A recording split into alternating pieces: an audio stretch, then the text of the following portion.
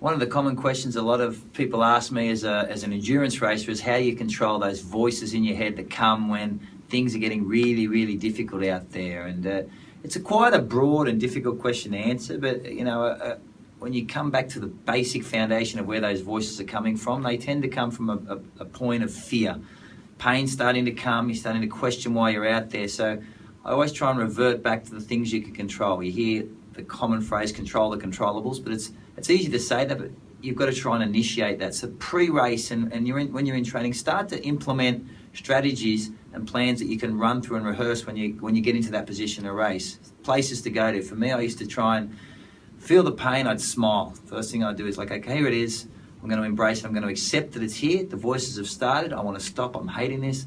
Smile and say, okay, this is recognition that I'm at a point in the race that's very, very difficult. So I recognize it first. Then I run through a series of processes. I used to concentrate first on my breathing. Is that under the control? Get into a nice rhythmical breath by counting my steps and just taking your mind off what is going on externally. So things you control, breathing. Is my form good? Am I running tall? Am I riding in the right position? Are things in control that I can control? So focusing on the things you control, but processes are important.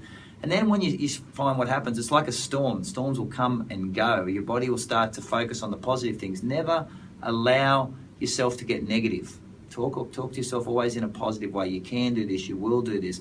Control these things. And when your body feels that you're in control, it'll accept that, and that voice and that pain will just subside. But you have to accept that this is something that's going to happen in a race. You have to accept that this is something you're going to encounter, and you have to prepare for it. So prepare for it pre-race.